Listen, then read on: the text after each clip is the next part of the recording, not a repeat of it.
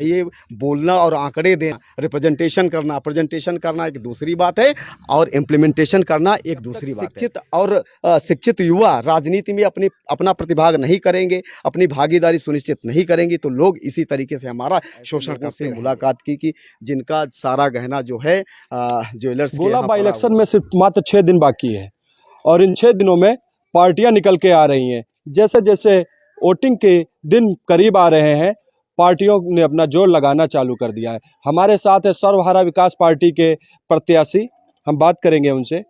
भाई साहब परिचय दीजिए। सर्वप्रथम द यूपी टॉप वॉइस के व्यूअर्स को सादर नमस्कार। मैं कुछ बोलने से पहले मैं एक नारा बोलना चाहता हूँ। जय जवान जय किसान। मेरा नाम बलवीर कश्यप है और 139 गोला विधानसभा से मैं एमएलए पद के लिए प्रत्याशी हूँ। गोला किसान बहुल क्षेत्र है और आपका नारा भी जय जवान जय किसान है, सभी का नारा वही है। किसानों का क्या मुद्दा लेकर आप उठे हैं? जैसा कि क्षेत्र में जाने पे ये पता चला है कि अभी तक किसानों का चीनी मिल में 3 साल का बकाया जो धनराशि है अभी उनको निर्गत नहीं किया गया। तो सबसे पहली बात ये है कि अगर हम इस विधानसभा की बात करें तो ये किसान बाहुल्य है और किसान के पास जो है रोजी रोटी का सबसे बड़ा जरिया किसानी ही होता है। और यहाँ पे गन्ना बाहुल्य होने के कारण अगर मिल उनका पैसा नहीं दे रही तो उनका जीवन स्तर जो उनकी लाइवलीहुड स्टेटस है बहुत ही प्रभावित हुआ है। आप यकीन नहीं मानेंगे, मैंने ऐसे लोगों से मुलाकात की कि जिनका सारा गहना जो है ज्वेलर्स के यहाँ पड़ा हुआ है। तो मैं उन लोगों की आवाज़ को विधानसभा तक ले जाऊंगा कि जो भी बकाया राशि है उनकी किसानों को दी जाए और जिससे कि उनके परिवार का भरण पोषण हो सके, पालन पोषण हो सके और अच्छी तरीके से वो अपना जीवन यापन कर सकें। छुट्टा जानवर के लिए अगर आप चुनाव जीत के आते हैं, विधायक बनते हैं, विधानसभा में जाते हैं तो क्या करेंगे? क्या किसानों से मुक्त छुट्टा जानवर को दिला पाएंगे? बिल्कुल, इससे संबंधित जो भी बेस्ट रेमेडी होंगी उनको मैं करने के लिए तैयार हूं। और सबसे बड़ी बात है कि इसके पहले मैं कुछ क्षेत्रों का दौरा किया, जैसे कि पलिया। क्या होता है कि जब यहाँ पे बारिश होती है तो जानवर जो है ऊंचे इलाके में निकल आते हैं तो मनुष्य को हार्म फैलाते हैं, नुकसान फैलाते हैं, नुकसान पहुंचाते हैं। तो हमने एक स्टडी भी करी थी मैन एंड एनिमल कॉन्फ्लिक्ट पे। तो इस कॉन्फ्लिक्ट को रोकने के लिए बहुत सारे ऐसे प्रोविजंस हैं, बहुत सारे ऐसे रेमेडीज़ हैं, बहुत सारे ऐसे उपचार हैं जिनको किया जा सकता है।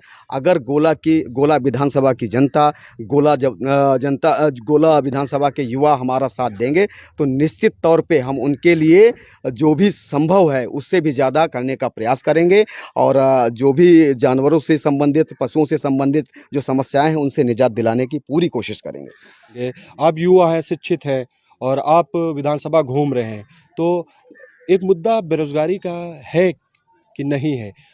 कश्यप जी क्या सोचते हैं कि गोला विधानसभा या जिला लखीमपुर खीरी या उत्तर प्रदेश में जो युवा है वो बेरोजगार घूम रहा है कि नहीं? इस प्रश्न का उत्तर तो आप भी भली भांति जानते हैं। अगर आप हमारे मुख से सुनना चाहते हैं तो अभी तक 75 साल में अगर बात करें बेरोजगारी की दर इतना नीचे नहीं गिरी है। एग्जैक्ट डाटे मैं नहीं शेयर कर सकता, आपको नहीं बता सकता, लेकिन हर युवा परेशान है। अभी रिसेंटली में एक परीक्षा कंडक्ट कराई गई जिसे पेट बोलते हैं, प्री एलिजिबिलिटी टेस्ट। अगर पेट में देखिए लगभग 67 लाख लोगों ने जो है आवेदन किया था और 180 रुपया फीस था उसका, लगभग 37 करोड़ जो जिसकी राशि गवर्नमेंट के पास गई है। अब इसकी अर्हता, इसकी एलिजिबिलिटी सिर्फ 1 साल की है। अब सोचिए जब वैकेंसी नहीं आएगी तो वो पैसा बेकार गया।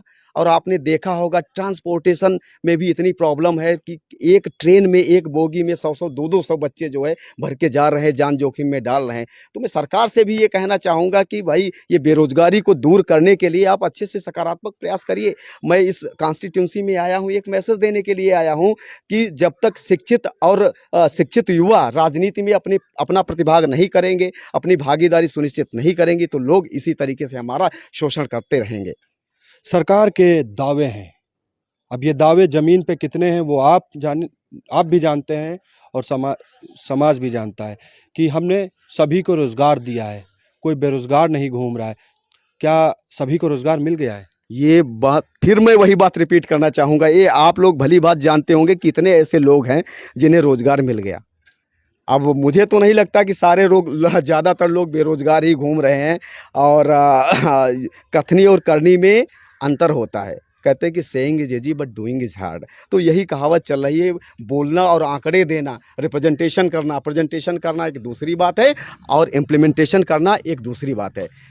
तो इम्प्लीमेंटेशन तो कहीं पे है ही नहीं। आप देख सकते हैं, आप कैमरा मैन से मैं चाहूँगा कि इधर कैमरा थोड़ा रोटेट करे। देखिए ये मतलब साफ़ सफाई की जो बात की जा रही है, हर जगह पे पानी मिलेगा, कीचड़ मिलेगा। तो मुझे नहीं लगता कि जब तक एक शिक्षित व्यक्ति इस चुनावी माहौल में पार्टिसिपेट नहीं करेगा तब तक विकास संभव नहीं है। मैं गोला की जनता से अपील करना चाहूँगा, एक परिवर्तन की नई बयार आप चलाइए और इस अपने छोटे भाई को आप जो है विधानसभा भेजेंगे तो वास्तविक जो है मैं आपकी सेवा के लिए तत्पर हूँ। और जो भी मुद्दे हैं, चाहे वो समाज कल्याण से हों, चाहे हेल्थ से हों, चाहे वो एजुकेशन से हों, उनको मैं इलस्ट्रेट करने की कोशिश करूँगा।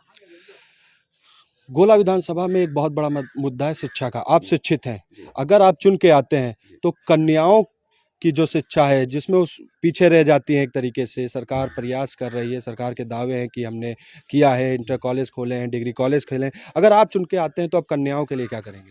नहीं, नहीं, बिल्कुल देखिए क्या होता है कि सबको बराबरी का अधिकार है इस लोकतंत्र में।